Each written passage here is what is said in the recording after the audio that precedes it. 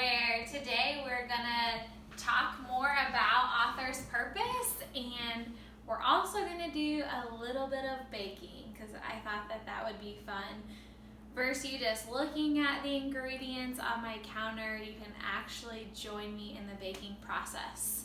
So I hope you've had a really good week. If you're anything like me, I know some days you can be really tired, some days you might be bored, some days you may be having a lot of fun, you probably really miss your friends, maybe you only get to see certain family members but not other ones, and so know that your teachers have been thinking a lot about you, the administration at our school, our principals, everybody cares a lot about you. And so again, if you need anything, please feel free to contact us. I hope you've been taking part in the Spirit Week that we've been having and thinking about the habit of being proactive, which I think is good for all of us right now, to be able to get outside, exercise, do our homework, help our family members with house chores and different things. And so I hope you're taking part in all those fun things. Well, hey, let's kind of get back to what we were talking about on Tuesday. And so if you remember, we were talking about author's purpose and the 5 parts of author's purpose. And in the last trimester, remember we made those little pies, so you're used to the PIED acronym that goes with author's purpose. So the P is for persuade, the I is for inform, the first D is for entertain, the last 2 parts, the E and the D, are for explain and describe. And I think sometimes these ones can be a little confusing and they can also go together. And so these are the 2 that we're going to talk about today. So if you want to come on over, we're going to look at some resources that go with explain and that go with describe. Now, I think explain can be a little bit easier to remember than describe, because essentially to explain really means that you're walking step by step through something. So if you think about when you're telling a story, you want to tell a story in the order that it happened. That's also called sequencing, the order in which events happen. We talked about that earlier in the trimester. And so where do we see things being explained in reading? Well, in stories happen in order, but in also some other resources. So we find them in recipes. This one is actually about pizza, and it tells me step by step how I should bake or cook something. That would fall in the category of explain and author's purpose. Also craft books. I found this book this week. This one's called School Projects, which may be exciting for some of you and may not for others. But often craft books, they're going to have a step-by-step way to explain how to do something. So that is part 4 of author's purpose, to explain. The last part, which I think can sometimes be the hardest, is to describe. Because some of you may say, well, doesn't that fall in the explain category or the informative category? And essentially to describe has to do with a lot of adjectives. So you're using describing words as you write, and as you read, you're reading words that are really descriptive. And so when I was trying to think what books would that category fall into, what really came to my mind were 2 things. The first one is in science, they use a lot of descriptors to describe things. So this book is called Rocks and Minerals, and there's lots of descriptive words in here that describe all about rocks and minerals, the different kinds. So that would really fall into that descriptive category. The other book that I thought about was Harry Potter. J.K. Rowling, she wrote this book. She's one of my favorite authors, and she used a ton of descriptive language when she's talking about Harry's life and when he goes to Hogwarts, which is where he goes to school. Lots of authors besides J.K. Rowling use descriptive words in their writings. Almost all authors use a lot of adjectives, a lot of describers. And so sometimes it can be confusing to think, well, what books really go in that category? Because almost all books go in that category, right? They all use describing words, but that's the last part of PIDE. So we've got P, persuade, I, inform, E, entertain, another E, explain, and then the D is describe. So today I am going to teach you how to make a really easy snack that maybe you can make while you are homebound right now. And please don't beg your parents to go to the store and get this stuff if they don't want to, but if they want to let you bake or cook something really easy, this is the perfect recipe. These are called Energy Bites. This is my husband's absolute favorite snack, and so I'm going to show you in a second how to make them. And I want you to know I'm going to use Author's Purpose while we are baking. So I'm going to try to persuade you that this is the very best snack.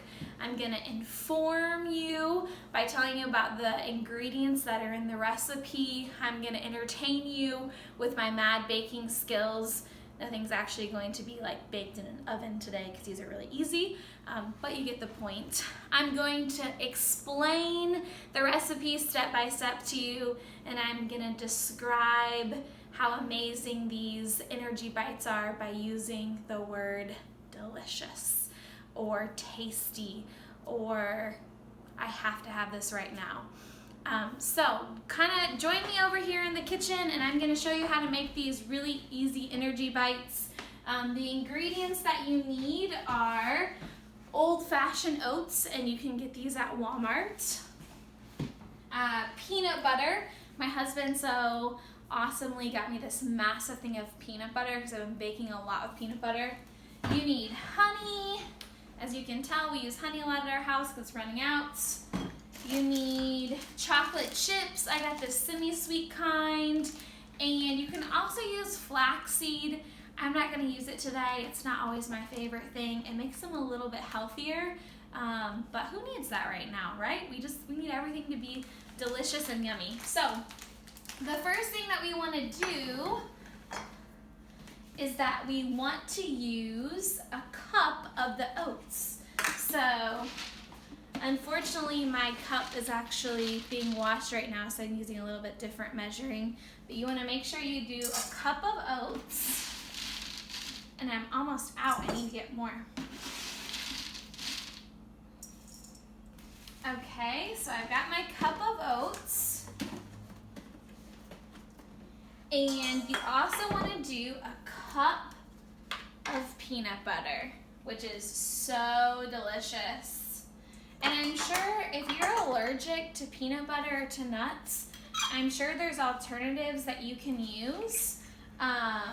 If you're allergic just to peanuts, you can maybe use almond butter. There's other alternatives out there that you can use. I like to use a lot of peanut butter when I'm doing this. And I can always add more oats at the end if I need to. Okay, after the peanut butter, we're gonna add the honey. And you wanna use half a cup of honey.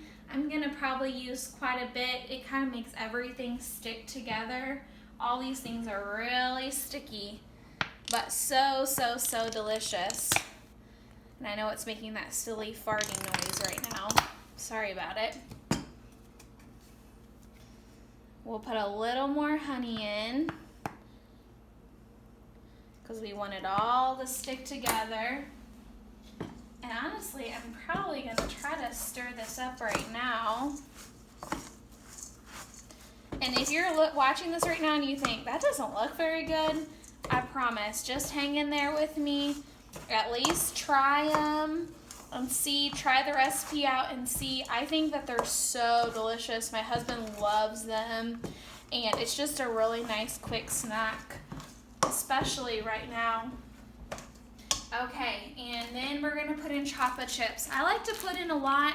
I'm probably gonna put in half the bag for right now.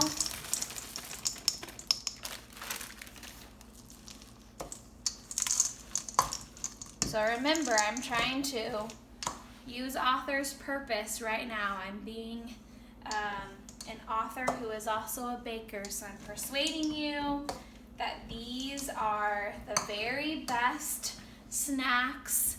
I am informing you about the ingredients. I'm entertaining you with my mad baking skills.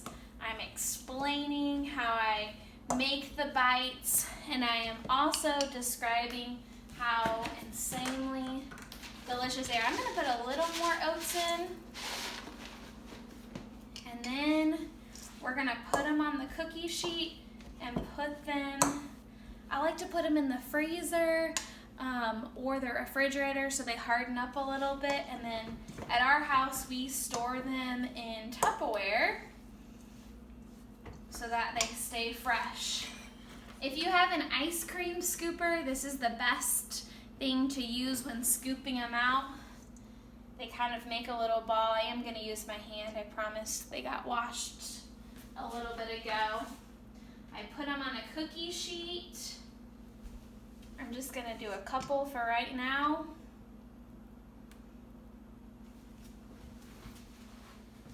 Put them on this cookie sheet. Oh, they look so good. I want to eat one right now, which you could eat it right now. It's just really sticky.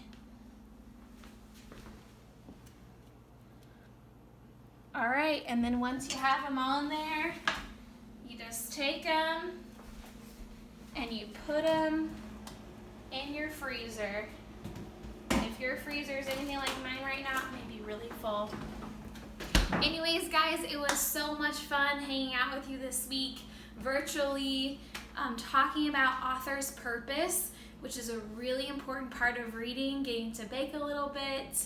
So just remember, Miss Jones is thinking of you. She cares about you. If you need anything, please feel free to reach out. Your teachers miss you a lot. Your school misses you, and we hope you're doing well. So talk to you later. Bye.